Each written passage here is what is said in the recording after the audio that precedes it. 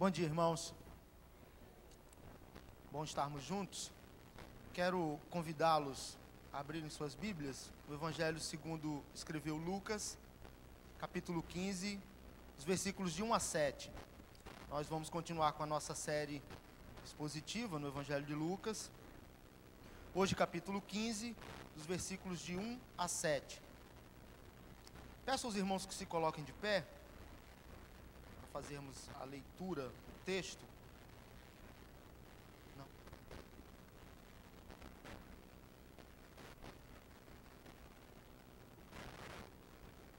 Todos encontraram? Lucas 15, os versículos de 1 a 7.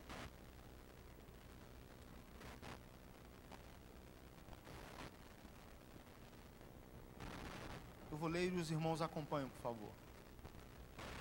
Aproximavam-se de Jesus todos os publicanos e pecadores para o ouvir. E murmuravam os fariseus e os escribas, dizendo: Este recebe pecadores e come com eles.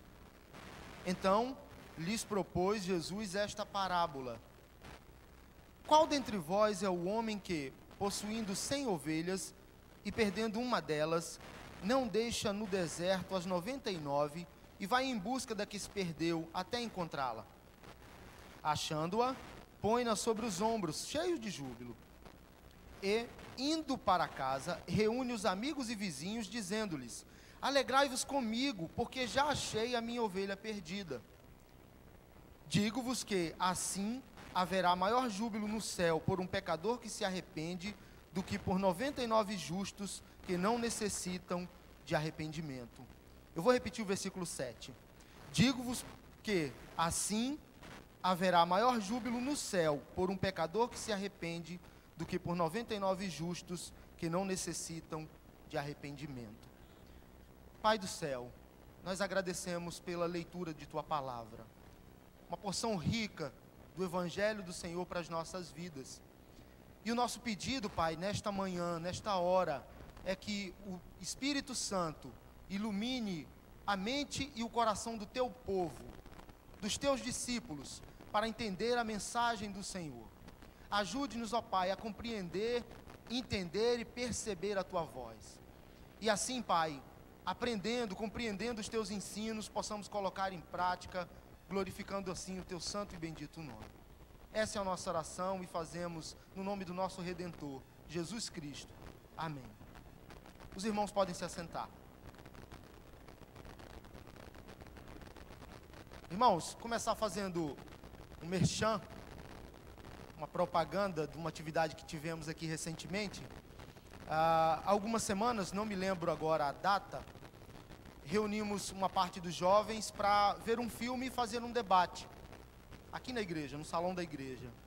E o Leandro disse que a atividade foi muito boa, gostou muito e que nós podemos repetir a dose em algumas datas mais à frente, né?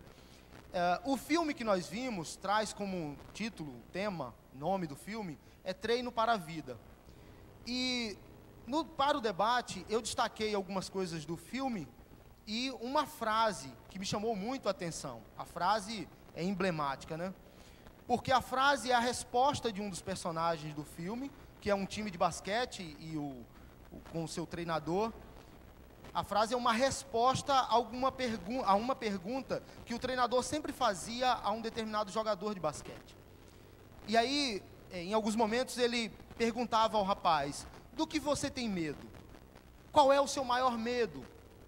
Você tem medo de ser inadequado? Do que você tem mais medo?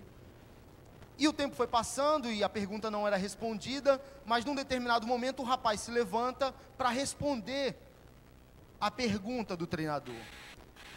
E a palavra do rapaz, a resposta do rapaz é assim: os nossos maiores medos, Senhor, não é de sermos inadequados, mas de sermos poderosos além da conta, de possuirmos o poder que às vezes nós mesmos não podemos controlar. É a nossa luz e não a nossa escuridão que mais nos apavora. Porque ser pequeno, simples e humilde não serve a este mundo. Não há nada de sábio em se encolher para que outras pessoas se sintam seguras, próximas de nós. Todos nós fomos feitos para brilhar como crianças. Esta capacidade não está em alguns, está em todos nós. Na medida em que deixarmos a nossa luz brilhar, nós, inconscientemente, damos às outras pessoas a permissão para brilhar também. Meus irmãos, eu destaquei essa frase no dia do debate e trouxe para nós hoje, porque primeiro acho que tem tudo a ver com o texto que lemos. Em segundo lugar, eu percebo, e esse foi o meu entendimento, a minha compreensão, eu espero que a minha exegese do filme esteja certa, o rapaz, ao longo do filme, no desenrolar do filme, foi percebendo quem de fato ele era. Sua capacidade, seus dons, os seus talentos, como também a sua pequenez. Os seus erros, as suas faltas. A sua incapacidade, em alguns momentos, de fazer aquilo que é reto e justo. Por isso destaquei isso. Ele, de alguma forma, percebeu quem ele era. O grande reformador João Calvino disse em uma de suas obras, na verdade é considerada a obra mais conhecida, As Institutas, o Tratado da Religião Cristã, que quase toda a soma do nosso conhecimento, que de fato se deve julgar como verdadeiro, constam de duas partes: o conhecimento de Deus, o seu poder, a sua grandeza, a sua majestade, e o conhecimento de nós mesmos, pobres pecadores, carentes do amor e da graça desse Deus soberano. Para Calvino, conhecer a Deus implica em conhecer a nós mesmos.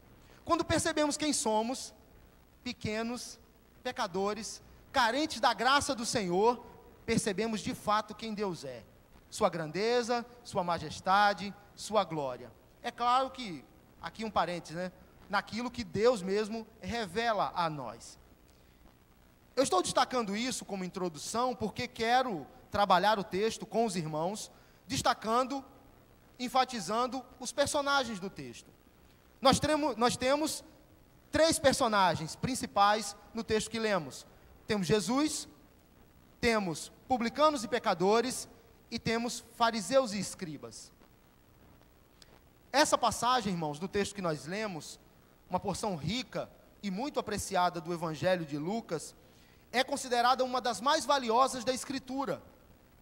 Crentes e muitos não crentes conhecem essa parábola, porque fala de quem somos e do imensurável amor de Deus por nós, pobres pecadores. Vale lembrar que parábolas nem sempre são histórias, podem ser ditos, podem ser provérbios. No caso dessa parábola aqui, da ovelha perdida, é como um símbolo ilustrativo.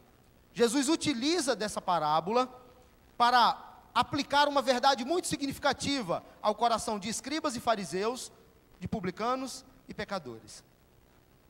Na verdade, irmãos, essa parábola aqui não é apenas direcionada para religiosos e não religiosos. Essa parábola pode ser direcionada a todos os homens, quer sejam crentes ou não, para todos nós. Por quê? Porque fala de quem somos e fala de quem Deus é.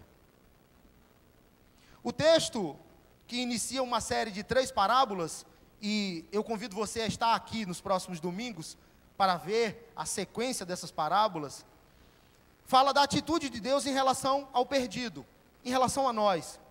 Fica evidente para Jesus e para Deus que há uma preocupação muito significativa com o pecador. Deus se preocupa com o pecador. Este capítulo 15, ao longo de todo o capítulo, contém 3 parábolas. A parábola da ovelha perdida, que nós lemos, a parábola da dracma perdida, ou da moeda perdida, e a parábola do filho perdido, do filho pródigo. Um comentarista bíblico do Novo Testamento, chamado William Hendrickson, se refere a essas 3 parábolas como o amor compassivo de Deus pelos perdidos. O amor compassivo do Pai por aqueles que estão afastados do Senhor. Porque nessas 3 parábolas, Jesus mostra por que, de fato, ele foi enviado ao mundo. Jesus foi enviado ao mundo para buscar e salvar os que estavam perdidos. Mas eu quero fazer uma pergunta aos irmãos. Pensem comigo. Lemos o texto, olhando para o texto, quem são os perdidos? Vou dar uma dica. Jesus não é o perdido. Jesus não estava perdido. Ele estava em busca daqueles que se perderam. Quem são os perdidos? Ou quem é o perdido?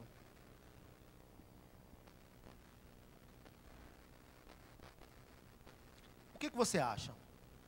Quem são os perdidos? Ontem fiz a pergunta em casa para Ivanilde e ela respondeu. Certinho. Estudando teologia, né? Irmãos, como disse no início, quero trabalhar com os irmãos os personagens. E acho que teremos e aprenderemos algumas lições muito preciosas. Primeiro grupo. Publicanos e pecadores. Vamos olhar para o texto. Primeiro versículo que lemos do texto. Diz assim: aproximavam-se de Jesus todos os publicanos e pecadores para o ouvir. Publicanos e pecadores. Quem eram os publicanos e pecadores no tempo de Jesus? Simples. Trata-se de um grupo de reputação duvidosa. Trata-se de um grupo de pessoas em que as pessoas na sociedade no tempo de Jesus olhavam de lado, procuravam se afastar, não queriam ter comunhão. Gente de reputação duvidosa. Pessoas que você não confia muito. Publicanos e pecadores. Pessoas que tinham comportamento inapropriado, inadequado com a lei de Deus. Pessoas que não viviam em conformidade com as leis de Moisés, com a Torá. Tanto publicano como pecadores eram discriminados e desprezados pelos religiosos no tempo de Jesus. Os publicanos eram desprezados porque cobravam impostos do seu próprio povo para favorecer o Império Romano. Os publicanos, então, eram cobradores de impostos, que cobravam impostos do seu próprio povo para favorecer o Império Romano. Eram funcionários do Império. Então, eram vistos pelo seu próprio povo, pelos judeus, como traidores. Gente de má reputação. Esses eram os publicanos. Os pecadores eram desprezados porque tinham conduta imoral. Entre eles, são destacados ladrões, assassinos, fraudadores. Esses eram considerados pecadores. Mas pasme, não somente estes. Haviam outros também que eram considerados pecadores. Por exemplo, aqueles que exerciam uma profissão que era considerada indigna. Entre eles, olha as profissões consideradas indignas: jogadores de dados, pastores de ovelhas, que aparece tanto na Bíblia, né? No tempo de Jesus era considerada uma profissão indigna. Tecelões, proprietários de casa de banho, condutores de camelos, entre outros. Essas pessoas que tinham essas profissões também eram considerados pecadores. Gente de segunda categoria, pessoas não dignas do respeito e do cuidado dos religiosos no tempo de Jesus. Associar-se com eles, irmãos, era considerado contagiante. E não é porque você se tornaria um profissional como eles, mas é porque você se tornaria um indigno. Comer com eles era uma ofensa gravíssima, era um absurdo, um ultraje. Os rabinos, os mestres da lei, responsáveis pelo ensino e pela aplicação da lei no tempo de Jesus, não ensinavam a tais pessoas porque entendiam que Deus não os recebia em sua presença. Deus não recebia em sua presença os pecadores. Deus não recebia em sua presença os publicanos. Essa era a afirmação dos rabinos no tempo de Jesus. É aí, irmãos, que entra em cena o segundo grupo. Quem é o segundo grupo? Fariseus e escribas. Versículo 2. E murmuravam os fariseus e os escribas, dizendo: este recebe pecadores e come com eles. Se Deus não recebe esse grupo de pessoas em sua presença, como é que Jesus, que é tido por muitos como alguém especial, como um mestre, como um rabino, pode receber essas pessoas e mais, comer com eles? Isso é um absurdo. Isso é um absurdo. Publicanos, cobradores de impostos e pecadores, considerados pessoas imorais e indignas, se achegam a Jesus para o ouvir. Meus irmãos, sabe o que é interessante? Você que já leu o Evangelho, vai encontrar frequentemente Jesus reunidos com essas pessoas, com pessoas que são consideradas pecadoras. Jesus, em alguns momentos, vai estar reunido com publicanos. Por quê? Por quê? Por que Jesus se reúne com pessoas que é considerada para a sociedade no seu tempo, gente de segunda categoria, e mais, come com eles? Porque essa era a acusação dos religiosos. Comer com alguém, meus irmãos, é algo para compartilhar a intimidade. Você não chama uma pessoa que não é próxima a você para comer em sua casa. Você não chama. Você não chama um estranho, sai daqui na igreja para almoçar, e aí encontra um estranho na rua. Você quer almoçar lá em casa hoje? Você não faz isso. Eu não faço. Você chama alguém que é próximo a você, que é um amigo, alguém que tem a intimidade para compartilhar com você a mesa. Você chama alguém que é próximo. E a gente começa a entender por que Jesus estava com publicanos e pecadores e mais, comia com eles. A comunhão à mesa no Oriente Médio era sinal de generosidade e graça, sinal de favor. A refeição era um sinal de aceitação. E Jesus, o Deus eterno, aparece se relacionando com publicanos e pecadores. Jesus aparece se associando com publicanos e pecadores.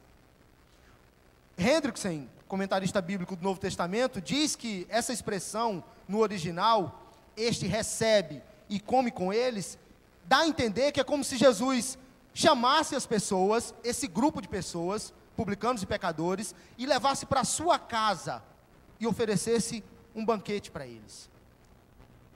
Meus irmãos, Jesus Cristo, o Deus eterno encarnado, chama publicanos e pecadores e diz: olha, vai ter um churrascão lá em casa, quero que vocês compareçam, vocês vão comer comigo.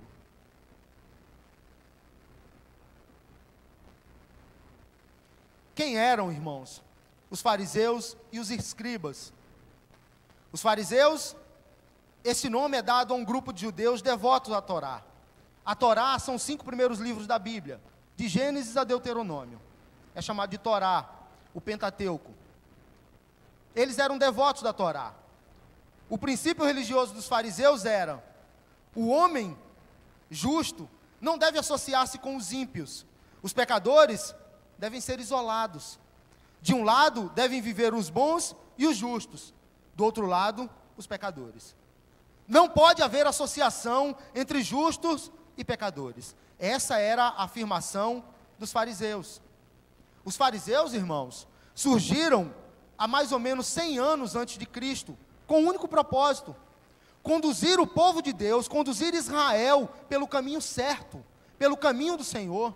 Quem eram os fariseus no tempo de Jesus? Crentes, santos, piedosos. Os fariseus eram nada menos do que a nata religiosa no tempo de Jesus. Por isso os fariseus se indignavam com a atitude de Jesus, irmãos. Às vezes nós falamos sobre os fariseus com alguns pressupostos. E aí eu vou dizer que eu faço isso, né? Eu olho hipócritas o tempo todo. Mas os fariseus surgem com um propósito, irmãos: fazer aquilo que era correto diante de Deus, conduzir o povo pelo caminho da verdade, zelar pela pureza espiritual de Israel. Os fariseus contribuem para a instituição da sinagoga no tempo de Jesus. Esses são os fariseus. Gente considerada de primeira classe, Primeira categoria. Quem eram os escribas? Aqueles que na antiguidade dominavam a escrita, redigiam as normas do povo na sua região. Alguns escribas eram sacerdotes, copistas, extremamente cuidadosos com a Torá, com o Pentateuco, com os 5 primeiros livros da Bíblia. Nos dias de Jesus, os escribas eram indivíduos com muito estudo e conhecimento, doutores na lei. Os escribas dedicavam boa parte da sua vida ao estudo e instrução da lei, responsável pela interpretação e ensino na lei de Moisés. Pessoas de prestígio na sociedade judaica. Os escribas tinham uma máxima. Eles diziam que o pecador não podia ser amado por Deus antes do seu arrependimento. A máxima dos escribas era: o pecador não pode ser amado por Deus antes do seu arrependimento. O pecador não pode ser amado por Deus antes de fazer jejum e penitência. Essa era a máxima dos escribas. Para os escribas, o justo deveria apontar o pecado e o pecador. E o pecador, por sua vez, deveria cair em si, se arrepender, e com isso, ele poderia então receber o favor e o cuidado de Deus. Porque mereceu, porque fez por onde? Para receber o cuidado de Deus. Esse era o entendimento dos escribas. Agora, irmãos, depois dessa explicação sobre quem eram publicanos, pecadores, fariseus e escribas, você para e pensa comigo e entende o porquê da indignação deles. Como é que Jesus recebe publicanos e pecadores e come com eles? De alguma forma, eles estavam falando de algo que deveria ser levado em conta. Jesus, que é considerado alguém especial, um profeta, um rabino, um mestre da lei, um revolucionário, não pode receber em sua presença publicanos e pecadores. E mais, ele não pode comer com eles. Mas, irmãos, qual é a resposta de Jesus? Qual é a resposta de Jesus para a murmuração dos fariseus e dos escribas? Versículos 3 e 4. Então, lhes propôs Jesus esta parábola. Qual dentre vós é o homem que, possuindo 100 ovelhas, e perdendo uma delas, não deixa no deserto as 99 e vai em busca da que se perdeu, até encontrá-la? Essa é a resposta de Jesus para eles.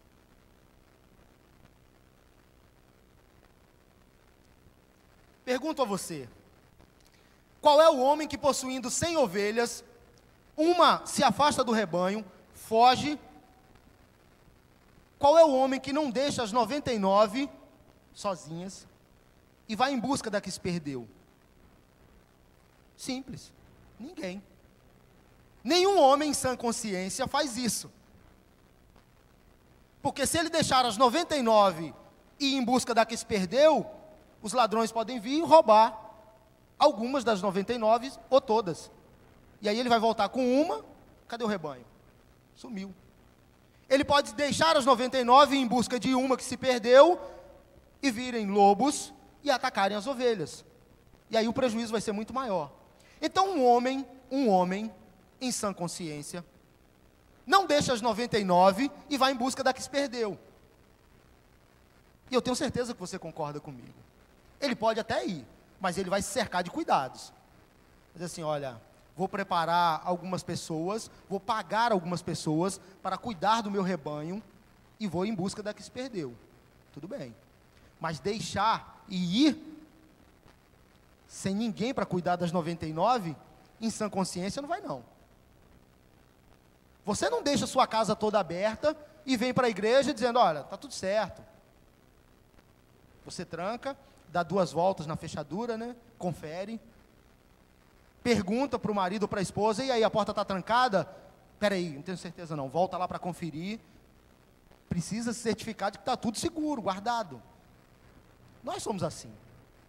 Nós somos assim.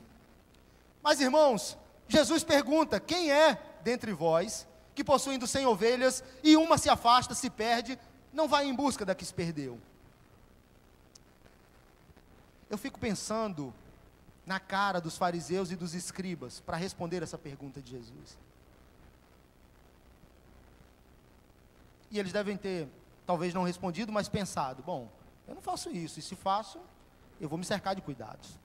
Só que, olhando para a parábola, irmãos, e para a riqueza dessa parábola, percebemos que Deus faz isso. Deus faz isso. Deus vai em busca da ovelha que se afastou e que se perdeu. Porque para Deus a questão não é numérica. Para Deus, pecadores têm muito valor. Para Deus a questão não está nos números, está nas pessoas, está no ser humano que foi feito à sua imagem e semelhança. Deus vai em busca da ovelha que se perdeu, porque a ama. Deus vai em busca da ovelha que se perdeu, porque a ama. Mesmo que a ovelha seja desobediente, irmãos, Deus vai em busca da ovelha que se perdeu. Mesmo que a ovelha fuja, por acreditar que pode viver livre do domínio do pastor, mesmo que a ovelha fuja para viver a liberdade que ela entende que é melhor do que estar debaixo dos cuidados do pastor, Deus sai em busca da ovelha. Deus sai em busca da ovelha, irmãos, mesmo sabendo que a ovelha tem a tendência de se afastar dos caminhos do Senhor. Deus sai em busca da ovelha. Deus sai em busca de homens pecadores, mesmo sabendo que eles são capazes de produzir 2 guerras mundiais e matar centenas e milhares de pessoas. Deus sai em busca da ovelha. Deus sai em busca da ovelha de homens pecadores que são capazes de produzir armas químicas para matar centenas e milhares de pessoas. Deus sai em busca da ovelha. Mesmo que para nós, irmãos, pareça um absurdo, Deus sai em busca da ovelha. Deus sai em busca da ovelha, mesmo que o Robério olhe e diga: Senhor, se afastou, não é como os nossos, não era dos nossos. Senhor, ele se afastou, está vivendo de forma contrária aos teus caminhos, à tua palavra. Parei de orar por ele, Senhor. Deus sai em busca da ovelha. Deus sai em busca da ovelha, irmãos, porque publicanos e pecadores são como fariseus e escribas, todos carentes de arrependimento, todos carentes da graça e do amor desse Deus maravilhoso. Deus sai em busca da ovelha, irmãos. Deus sai em busca da ovelha, do homem, mesmo que ele seja capaz de sequestrar e matar crianças para vender os órgãos. Deus sai em busca da ovelha. Para nós, às vezes, isso é um absurdo.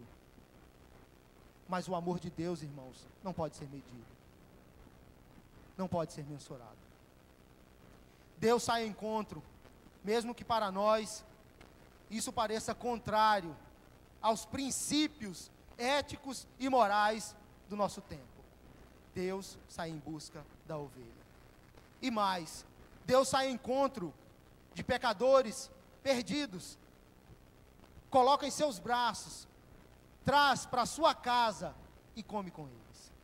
É Deus quem celebra na sua mesa santa com publicanos e pecadores, com pecadores indignos da sua presença. É Deus quem faz isso. O Deus eterno, poderoso, que não precisa dos homens para nada, mas que faz tudo isso por amor.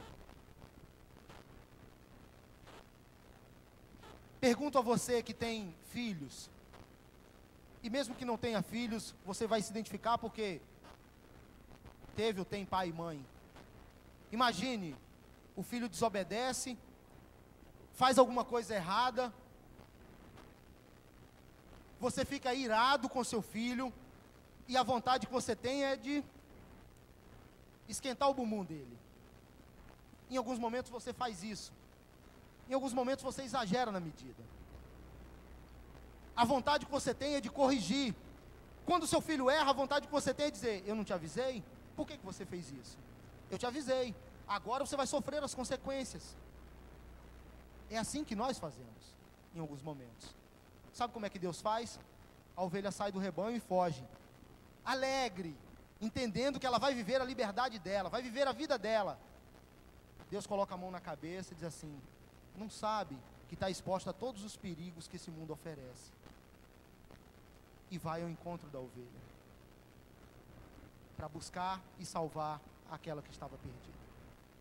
É assim que Deus faz, irmãos. É assim que Deus faz.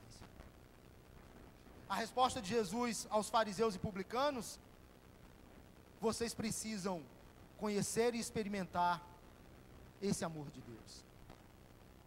Vocês são mestres na lei, são muito conhecedores da Escritura, sabem de cor o que os textos bíblicos falam, mas não experimentaram este profundo amor que é oferecido por Deus. Vocês não entenderam ainda a grandeza do amor de Deus pelos seres humanos. É claro, irmãos, que quando Deus alcança o coração da ovelha que estava perdida, ela é conduzida a um arrependimento para a vida. No momento em que Deus encontra um pecador, demonstra o seu amor e a sua misericórdia, opera no coração dele a transformação para a vida, ele se arrepende dos seus erros e dos seus pecados, e reconhece: eu estava perdido e fui encontrado, eu estava morto, e Deus me deu vida. Ele se arrepende dos seus erros, e se volta para o Senhor, para viver no caminho do Senhor, para viver em comunhão com o Senhor. Por isso, irmãos, Jesus diz no versículo 7, digo-vos que assim haverá maior júbilo no céu por um pecador que se arrepende, do que por 99 justos que não necessitam de arrependimento. Assim haverá maior júbilo no céu por um pecador que se arrepende, do que por 99 justos que não necessitam de arrependimento. Essa foi a grande lição de Jesus para fariseus e escribas no seu tempo. Mas é sem dúvida, irmãos, a grande lição que nós, crentes presbiterianos, membros da igreja presbiteriana de Tomás Coelho, é a grande lição que nós podemos aprender hoje também. Sabe por que digo isso? Porque é possível que em alguns momentos nós nos identifiquemos com os personagens. É possível, irmãos, que em alguns momentos estejamos como Jesus, o Filho de Deus, que veio a este mundo para buscar e salvar o que estava perdido.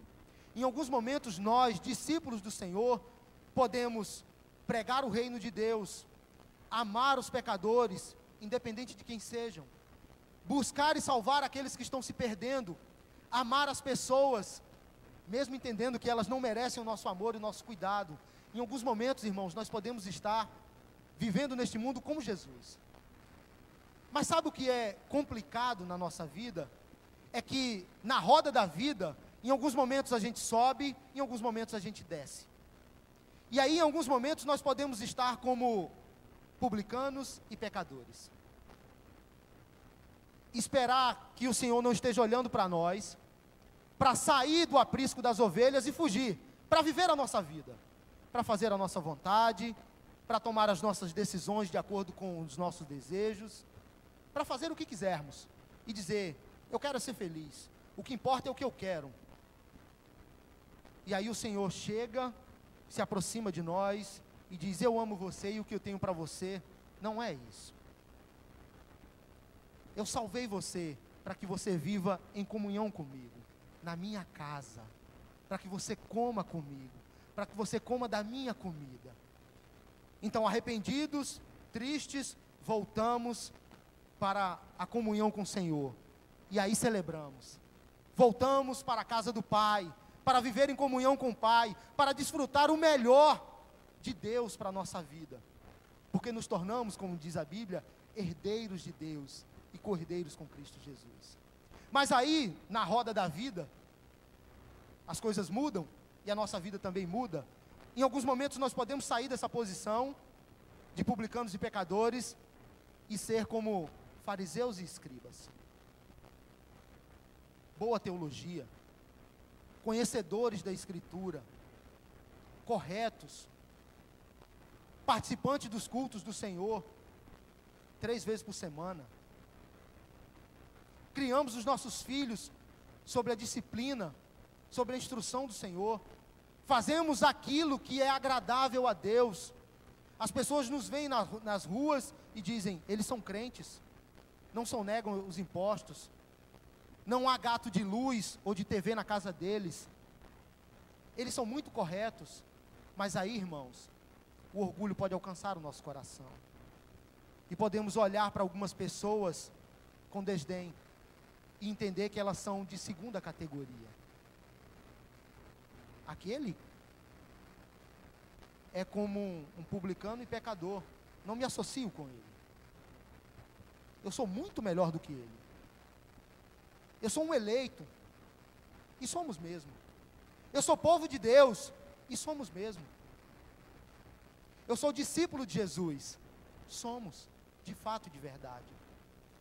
Tudo isso pode ser verdade, irmãos, mas pode faltar uma coisa, que essa parábola mostra muito bem. Pode faltar em nosso coração amor pelos que estão se perdendo. Eu disse no começo da mensagem que o treinador lá do filme fazia algumas perguntas ao rapaz. E a pergunta era, do que você tem medo?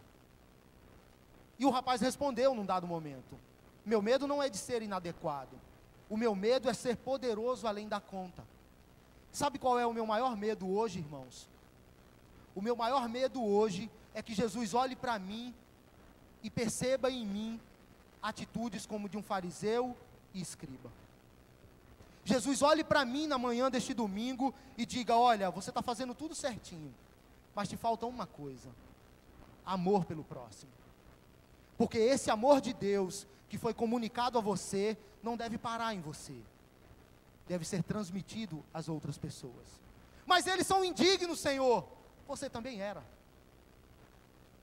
E eu te amo de forma incondicional, independente do que você faça, independente do que você diga, eu amo você. Eu amo você de tal forma que entreguei o meu único filho para morrer na cruz do Calvário e te salvar. Eu amo você de tal forma que não existe nada nesse mundo, nem além desse mundo, que possa separar você do meu amor. É dessa forma que eu te amo. E o que eu quero é que você transmita esse amor às outras pessoas. O meu maior medo nessa manhã, irmãos, é que Jesus olhe para mim e diga, boa teologia, está terminando o seminário, caminhando para a aprovação, mas está te faltando uma coisa, amor por aqueles que estão se perdendo. Há muitos ainda que precisam ser alcançados, há muitas ovelhas que estão fora do aprisco, e você é o meu discípulo, escolhido para ir em busca daqueles que estão se perdendo, porque é assim que Deus faz. É assim que Deus faz. A reflexão que fica para nós, irmãos, é uma afirmação de Peter Scazzero, no seu livro Espiritualidade Emocionalmente Saudável. Ele fez a seguinte afirmação no livro: se nossa devoção a Deus, se nossa espiritualidade, se o nosso amor por Ele não resulta no amor e numa carinhosa aceitação e comunhão com as pessoas, meu amigo, a nossa devoção e a nossa espiritualidade está capenga, está faltando algo. De fato, na medida em que amarmos e nos relacionarmos intensamente com Deus, essa também deve ser a medida para amarmos e nos relacionarmos com o próximo. O desafio, irmãos, na manhã deste dia é, do que nós precisamos nos arrepender hoje?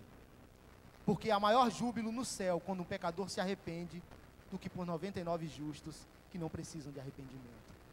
Do que nós precisamos nos arrepender hoje, para que haja festa no céu. Eu não sei você, mas eu hoje preciso me arrepender das oportunidades que perdi, de falar do amor e do Evangelho do Senhor, para que outras pessoas sejam alcançadas. Do que nós precisamos nos arrepender hoje?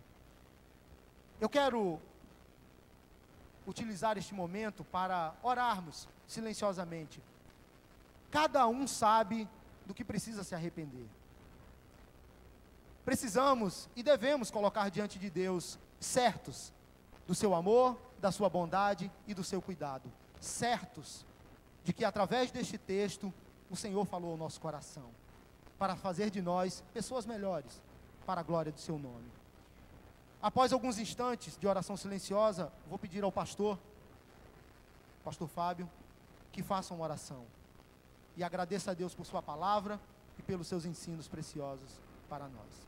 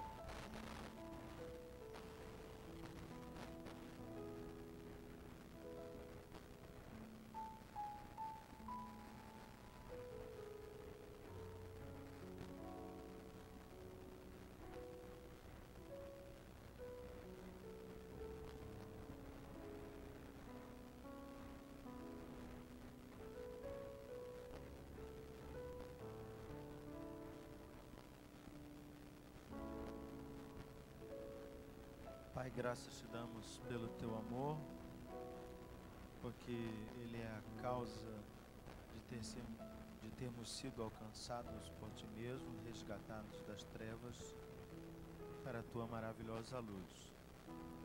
É para nós muito importante saber que mesmo quando agimos como fugitivos, fugimos de tua presença, somos rebeldes, nos afastamos do grupo das outras ovelhas, nos entregamos às nossas próprias paixões e atitudes que são dissolutas.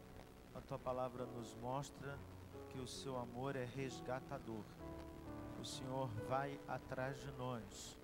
O Senhor não espera que a nossa atitude seja de arrependimento. É o teu amor que nos alcança.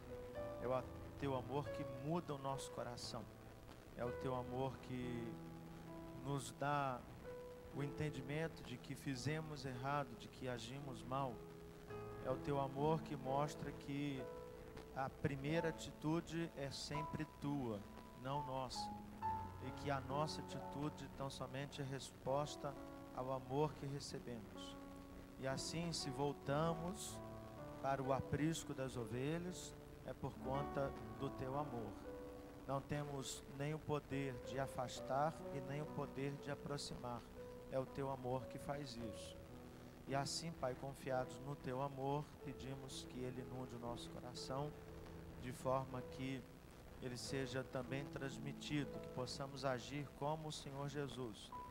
Existe muita gente fora do aprisco. Existem milhões de pessoas que não têm vivido debaixo do pastoreio do Senhor Jesus.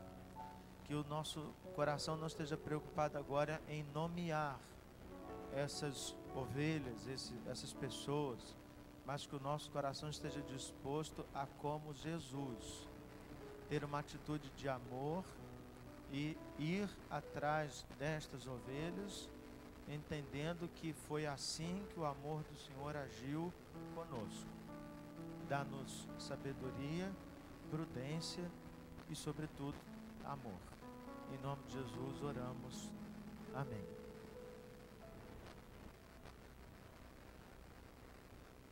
Encerrando o culto desta manhã, quero apenas destacar algumas coisas que entendo ser muito importantes. A primeira delas é que hoje é primeiro domingo, significa que no culto da noite temos celebração da Santa Ceia. E você que quer colaborar com alimentos que serão doados para outras pessoas, que você traga os alimentos não perecíveis, e haverá aqui no culto um momento específico onde você depositará os seus alimentos na cesta. Alimentos no plural, mas você traz, né, como diz a palavra, aquele que contribui, faça conforme estiver proposto no seu coração. Então não é a quantidade que é contabilizada aqui. Segundo motivo de gratidão e também para pensarmos, a nossa irmã Simone, né, filha do Carlos da Olinda, fez a cirurgia lá ainda na última semana de outubro, passa bem, está se recuperando, então vamos orar por ela também. Nesta semana tivemos os aniversários de Lourdes, Mercedes, Selma e ontem o Fábio Lopes, está no boletim como próximo aniversário, é porque quem fez estava sem noção de tempo. Esse 5 foi ontem, não vai ser hoje ou amanhã, 5 foi ontem, então o Fábio Lopes também fez aniversário ontem. Duas coisas muito importantes que acontecerão no final desta semana já. Sábado, Taça da Primavera, ou Taça Primavera. O Robério e o Tiago Ávila são responsáveis pelo projeto de futebol que acontece lá na quadra da Primavera, toda terça de manhã e quinta à tarde. Nós temos crianças lá que aprendem futebol. Eu não sei que futebol que eles aprendem com o Robério, com o Tiago até sei, imagina. Mas tudo dá graças, né? E eu queria pedir que você não simplesmente orasse, mas que se envolvessem com isso. Algumas coisas aconteceram, algumas pessoas que tinham assumido compromisso, elas vão ter que participar de outro compromisso. O nosso irmão Tiago Ávila, por exemplo, ele vai fazer teste no Volta Redonda. Que Deus abençoe. Vai? Mais ou menos. Vai ser no Vasco? Então, se você pode participar, vai ser sábado de 9 a 1 da tarde. Se você pode participar, muita coisa para fazer. Precisamos de gente para servir lanche, precisamos de gente para acolher as famílias que vão chegar lá, precisamos de gente para falar do Evangelho, do amor de Cristo. Então, se você quer participar, procura o Robério, né, para que ele possa também anotar seu nome. Será a primeira Taça Primavera, quem sabe a primeira de muitas. Então, esperamos que seja um momento muito festivo, feliz, assim, para a nossa igreja, em especial para o projeto de futebol do IPPC. Falando em futebol, posso contar, João? Cadê o João? Posso contar? João, essa semana, João Marcelo, né? Filho do Marcelo e depois da Cristiane, inverti a ordem. Eu gosto de implicar com ele. Ele é meu amigo. Então, ele foi contratado pelo Bangu. Mudei de time, irmãos. Entendeu? Depois disso, eu mudei de time. Meu time não me traz alegria mesmo. Então, pelo menos, vou torcer por alguém que eu possa realmente torcer, né? Então, parabéns ao João, né? Ele foi contratado como profissional do Bangu e nós damos graças a Deus por isso. Não significa que ele ficou milionário não, tá, irmãos? Ele só foi contratado como jogador profissional. Entendeu? No próximo domingo, nós teremos a organização da hoje Congregação Mananciais em Igreja Presbiteriana Mananciais. Nossa filha, né? A nossa filha mais nova está indo embora de casa, mas está bem, está tudo bem, tudo resolvido, não tem problema nenhum. E ela será organizada como igreja no próximo domingo. Por conta da nossa ida para Mananciais, porque nós somos a igreja mãe, não haverá culto domingo que vem à noite. Isso é muito importante, porque vai que você não lê o boletim e você bate na porta e diz assim, ué, a igreja foi arrebatada e eu estou aqui. Se é que alguém acredita nessa teologia que está entre nós, né? Mas, então, só para avisar, você se programar, domingo que vem o culto aqui de manhã, não de noite, será lá em Mananciais. Algumas pessoas perguntaram, vai ter ônibus? Nós não organizamos isso. Tem um ônibus enorme chamado BRT, passa pertinho lá de Mananciais, muitos lugares, e bem mais barato se a gente fosse alugar um ônibus para pagar. Se você tem dificuldade, faça carona solidária, né? Então peça, tem vaga no carro, na mala, e aí peça ajuda. Brincadeira, mas para dizer, será um momento importante lá. A gente ainda não sabe como é que vai caber todo mundo lá, porque quem já foi em Mananciais é bem pequenininho. Cabe a congregação já saindo pelo ladrão, né? Imagine todos nós lá e outras pessoas que estarão convidadas. Certamente será um momento muito marcante. Eu, em toda a minha vida cristã, né, 36 anos, não participei até hoje de nenhuma organização de igreja. Isso é algo triste para contar. Não que não tenha sido organizada. A última foi a Igreja Presbiteriana Maracanã e antes Luz da Alvorada, mas eu não estava lá. Mas foram as últimas duas em décadas de cristianismo. Isso é algo que precisa ser mudado. Graças a Deus, nossa igreja faz parte de uma mudança da perspectiva histórica. Na nossa pobreza, e eu falo pobreza no sentido realmente financeiro, porque não plantamos uma igreja a partir dos recursos que sobravam, plantamos a partir daquilo que tínhamos, tiramos gente da membresia para 2 projetos, né?